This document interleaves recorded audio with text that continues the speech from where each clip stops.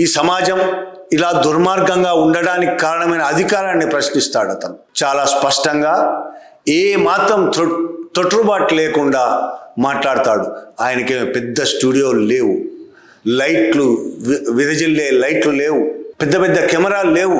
కానీ ఆయనకున్న smart phone ద్వారా అతను పెద్ద ఖర్చు లేకుండానే ఆయనకు తెలిసిన విషయాలన్నిటి మీద ఆయనకు తెలిసిన విశ్లేషణ చేస్తూ అధికారాన్ని ప్రశ్నిస్తూ ప్రజల సమస్యల మీద మాట్లాడుతూ ఉంటాడు.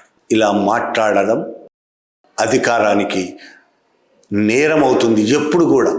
అది 14 ఏళ్ల పిల్లవాడు కానీ, 50 ఏళ్ళు 60 ఏళ్ళు వచ్చిన ముసలివాళ్ళు కానీ, 70 ఏళ్ళ ముసలివాళ్ళు కానీ అధికారాన్ని ప్రశ్నించిన వాళ్ళందరూ అధికారంలో ఉన్న వాళ్ళకు శత్రువులు అవుతారు. అలాగే ఈ 14 ఏళ్ళ అశ్వమిత్ గౌతమ్ కూడా శత్రువు అయ్యాడు.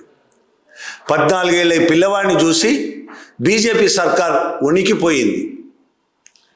ఈ 14 ఏళ్ళ పిల్లవాడంటే ఈ పిల్లవాడి ప్రభావంతో ఇతను చెప్తున్న మాటల వల్ల, మాట్లాడుతున్న మాటల వల్ల ప్రజలు ఎక్కడ చైతన్యవంతం అవుతారో అనే విషయంలో ప్రభుత్వం భయపడిపోయింది. యోగి ప్రభుత్వం, దేశంలో ఉన్న మోడీ ప్రభుత్వం, ఉత్తరప్రదేశ్లో ఉన్న యోగి ప్రభుత్వం కూడా ఈయన మాటలకు భయపడిపోయారు. ఇతన్ని ఫాలో అవుతున్న లక్షలాది మంది ఫాలోవర్లను చూసి భయపడిపోయారు. ఇతను ఒక్కొక్క మాట మాట్లాడుతుంటే, ఇతను మాట్లాడిన విద్య గురించి మాట్లాడినా, విద్య ఎందుకు అందుబాటులో లేదు దేశంలో అందరికీ, పేదలకు ఎందుకు విద్య అందుబాటులో లేదు అనే దాని గురించి మాట్లాడినా వాళ్ళు భయపడుతున్నారు.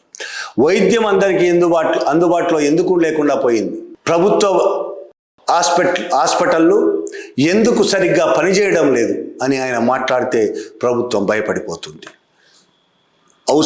ప్రజలకు అవసరమైన రోడ్లు ఎందుకు లేవు అని ఆయన మాట్లాడితే ప్రభుత్వం భయపడిపోతుంది.